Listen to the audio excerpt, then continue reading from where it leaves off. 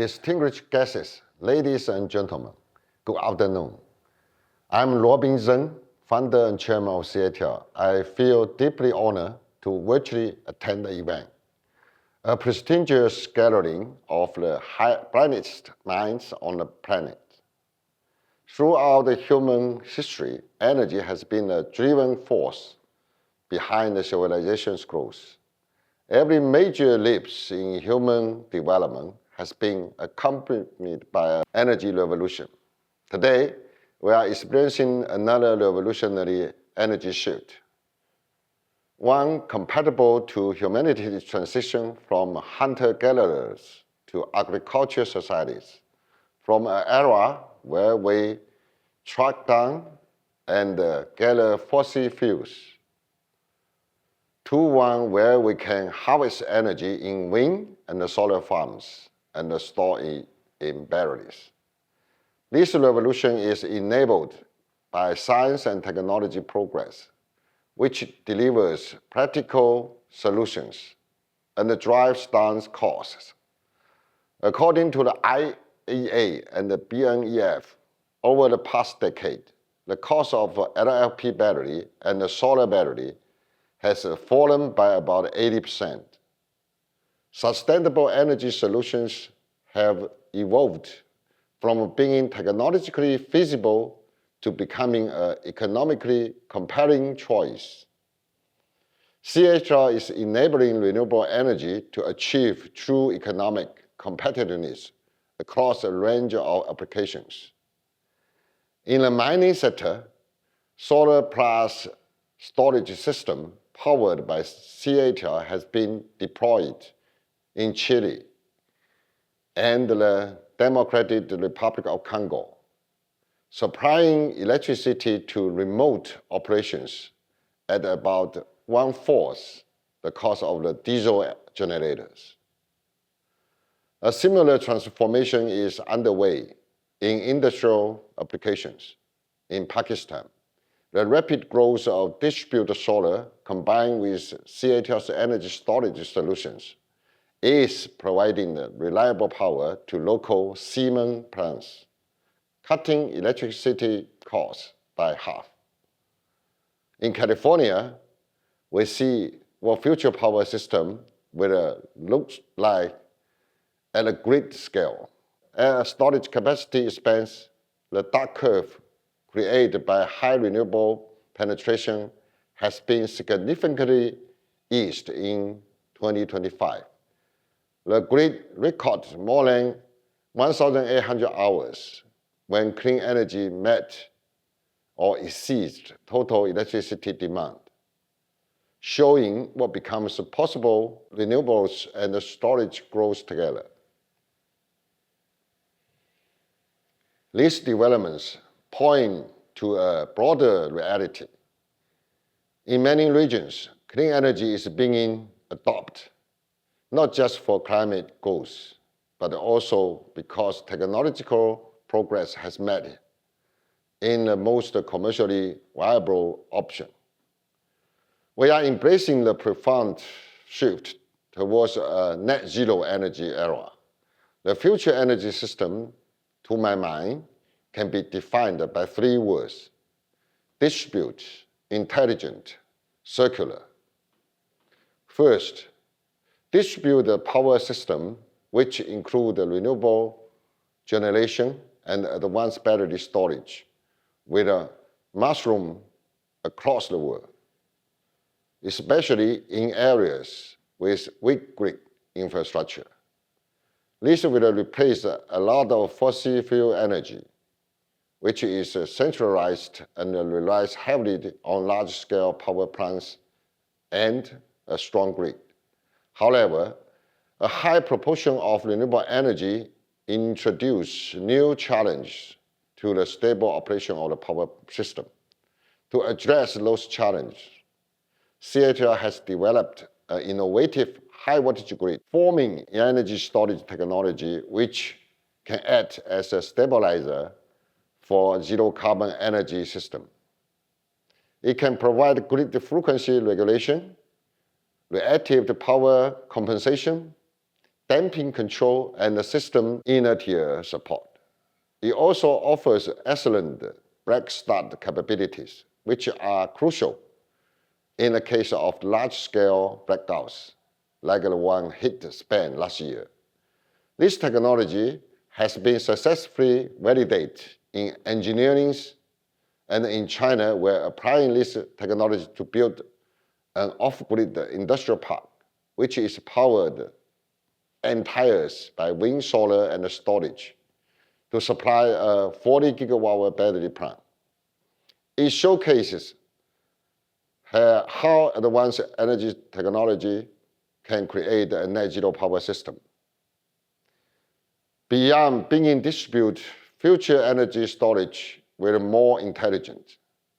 They will be able to handle vaster amounts of the data and adjust to fluctuations in renewable power generation and consumption. Advanced AI-driven scheduling and optimization will be required to balance energy supply and demand. For instance, we use AI to enhance energy system management for SenseTime's AI data center in Shanghai, helping manage the fluctuation energy demand of computing tasks.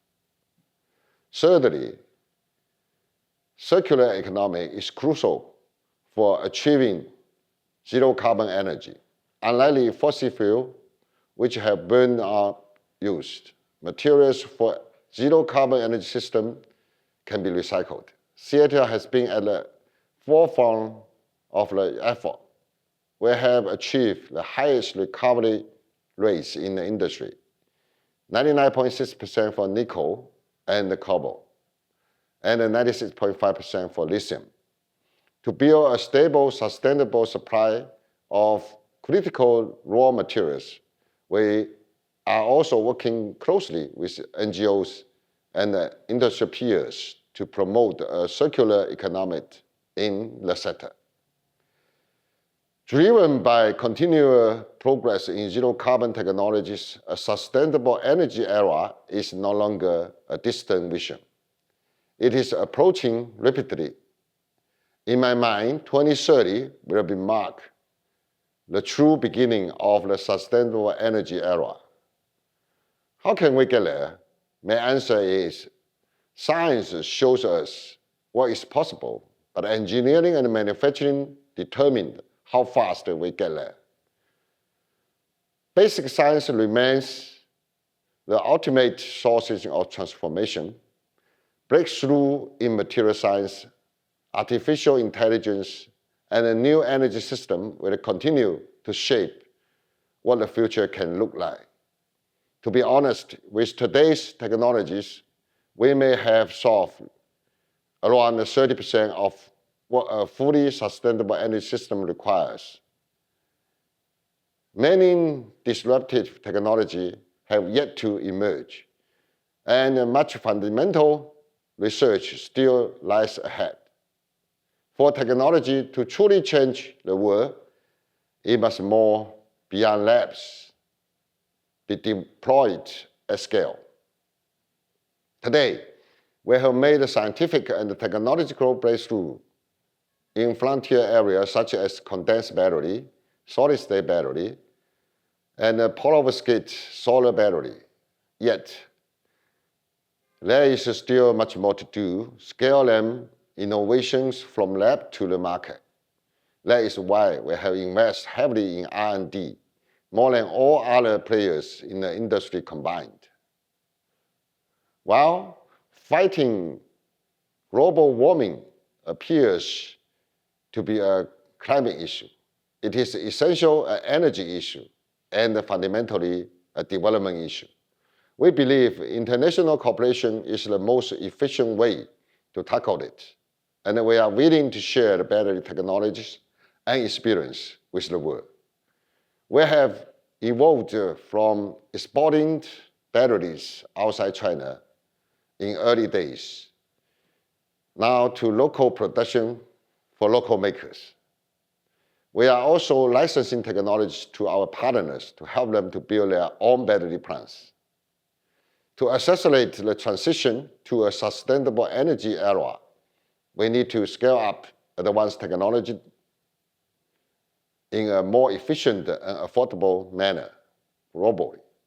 However, in some markets, in our experience, building and equipment regulations are the cause of the higher cost of production. We would like to propose a solution, setting up a special economic zone that adopt similar regulation of building and equipment, which are practiced in China. This will quickly scale up productivity as it has been proven successfully in China. Ladies and gentlemen, a recent study by Columbia University projects a 1.7 degrees C temperature rise above the pre-industry level in 2027.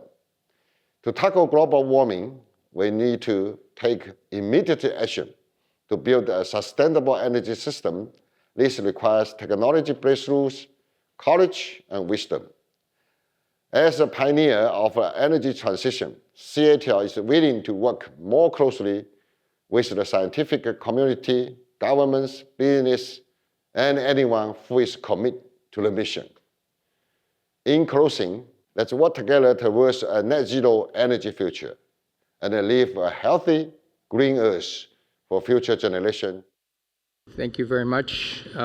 It's a pleasure to be following Robin Zeng, who gave a very optimistic report of the technical progress. I wish to follow that by giving a little nuance and what some of the other challenges are. So let me begin by, I'm using these as my notes. And okay. First, let me remind you how much progress we've made. If you look over the last 10 years or so, the levelized cost of solar electricity has dropped from roughly 45 cents per kilowatt hour to 3 cents, and in the Middle East and in Australia, it's 1.5 cents. So we're looking at up to a 30x reduction in only 10, 15 years. Wind has dropped four times in that same price. The full cost of these renewables goes increasingly more as it becomes a larger fraction. And so I want to tell you a little bit more about what those full costs will be. First, let me talk about energy storage. In 2015, most of the energy storage, 95% in the world, was pumped hydro storage. It's water lifted at higher places, you let it down, you generate electricity, you want to store it, you pump it back up. And so let's do an exercise. So I did this and said, for the United States, suppose the United States needs to, wants to have 80% renewable energy, mostly solar, but also significant parts of wind.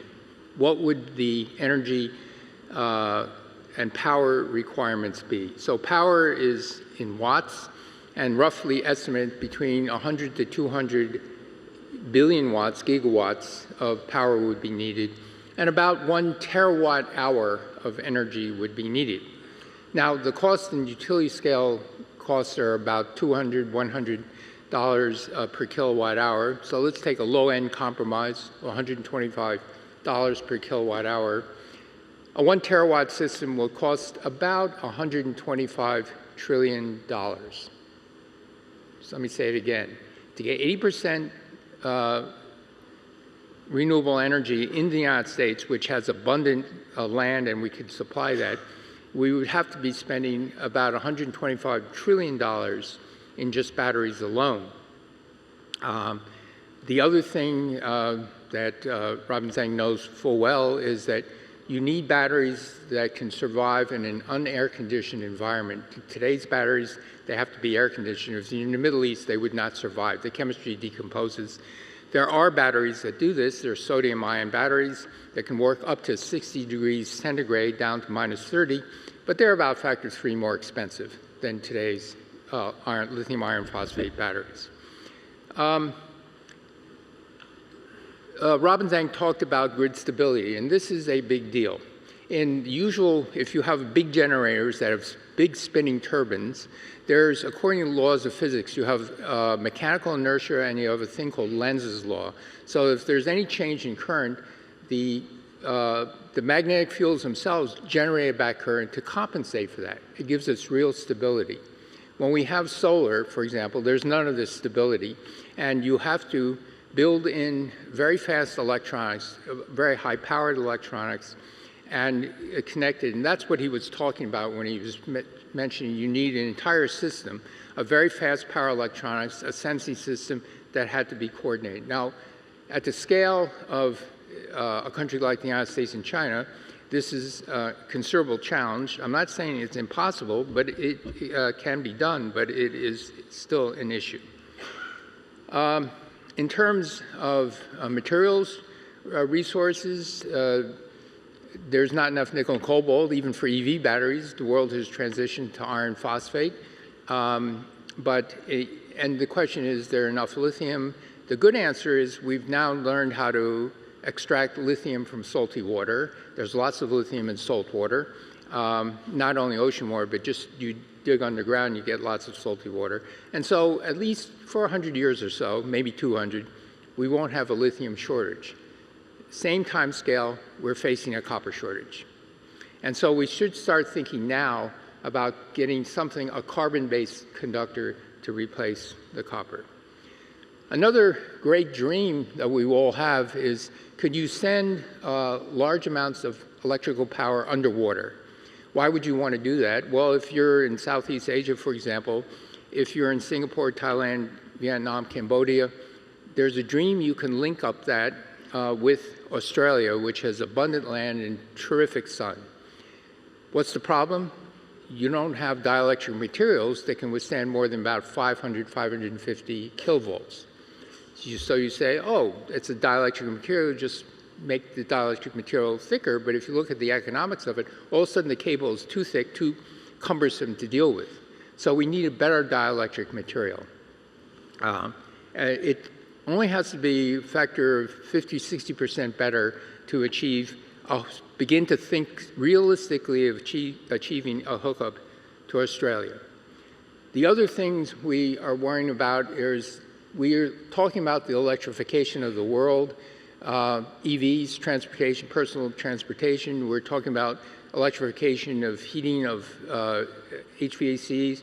And we're also seeing the huge demand for electricity due to machine learning, intelligence, and artificial intelligence. These are things that we have to address. You can do it in two ways. You can make the processors and the algorithms much, much better. But in the end, and we see this in the United States already, the demand for AI is actually driving up electricity costs, at least in the short term. Finally, having said all of that, in this world of 80% renewables, and that's only in the United States, if you're in Japan, if you're in Korea, you'd be hard-pressed to get 80% renewables. Taiwan, Singapore, no way. For renewables, you need a lot of land, you need access to a lot of things, and so many places won't have this. And so you'd still need compact energy generation. I should also say in terms of batteries, the number I was giving you were only batteries for 3-day storage, not 1-week storage. Those $100 trillion. And so, so our choices for this backup would be coal or natural gas or nuclear. Now, nuclear has issues. The biggest issue is public acceptance, to convince the public that nuclear is far safer, about 1,000 times safer than burning coal, about 100 times safer than burning biomass in wood chips. And so that's one issue. Another issue is cost. The recent nuclear power plants built in the United States and France were way over budget, not practical. Utility companies go bankrupt. And so to that I point to China. China has figured out how to build nuclear reactors at the same cost that the United States was building nuclear reactors in the 70s. At that cost, it becomes very competitive because today's new nuclear reactors will last not 40 years, but they'll be licensed for 40 plus 20 plus 20. And so on an 80-year amortization thing, it looks very attractive. But we need to know how to do this. It's not rocket science. You take a crew, you build a reactor. You take the same crew, you move it over here, build another reactor, build another reactor, build another. And you get economy of scale by repeating it with the same laborers, the same construction ideas. So those are things. What about fusion? Lots of hope about fusion. The issue with fusion is that there's a materials problem. With the high energy neutrons in a commercial fusion reactor, the atoms in a containment vessel will move 100 times in 1 year. There's also alpha decay that creates helium bubbles, and so the material swells and crumbles. And so in today's fusion reactors, they're thinking of having a sacrificial layer to protect the vacuum chamber that would have to be replaced every 5 or 6 years, which means a great expense. And so the question is, can innovative people discover a way of making the sacrificial layer self-healing? Somehow you can anneal out the defects and things and deal with the radiation. Finally, let me talk about two more problems. One problem is agriculture that is completely unsolved.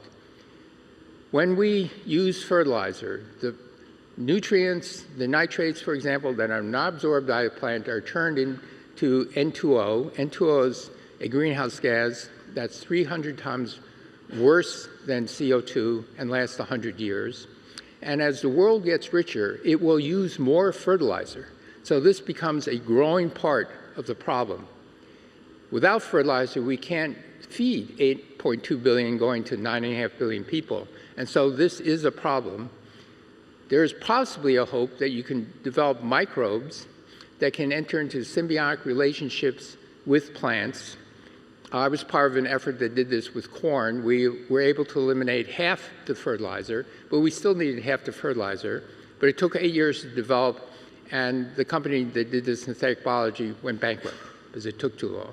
So in my own lab, I'm trying to figure out, can we do it by introducing a dozen genes at once, not one at a time, which is the way the old technology worked. And if you can you do this with all the major grains? And since soils are different in different locations around the world, you need to tailor it. So synthetic biology can possibly do it, but we're very far away from having that technology. So finally, let me talk a little bit about carbon dioxide. I think we're on a path to go, well beyond, we've gone beyond 400, we're going beyond 450. I think we're going to go beyond 550 parts per million. What the temperature will be depends on climate models, but let's say we're heading towards maybe 3 degrees. We will need to capture carbon dioxide not only from the point sources, from all the steel, power production, chemicals, plastics, you name it, but also we'll need it from the air because of all these other things that we haven't figured out, like how to get rid of greenhouse gases from agriculture. And so we will need carbon capture, but today's technologies just simply cost too much. When I was Secretary of Energy, I funded something that cost $1 billion that captured carbon dioxide from 1/4 of one medium-large coal plant. $1 billion, 1/4 of a coal plant, one coal plant, it's a non-starter. You need to be able to capture carbon dioxide from point sources at less than $100 a ton and from air at $150 a ton. Right now it costs $600, $700 a ton. Won't be used. The good news is there's maybe hope. I am working on it. A company has been started. There may be a hope to get it to $150 a ton. But at 200, as my intuition is, above $150, $200 a ton, the world won't use it. So these are the challenges we have. Depending on where you live, you have different challenges. And so we need all these things. And I reemphasize, we need compact turn-on sources that are carbon-free as well. And for that, we have to relook at nuclear. Nuclear, I think, is a necessary part of what we need in many parts of the world. And so for that, I will thank you and stop.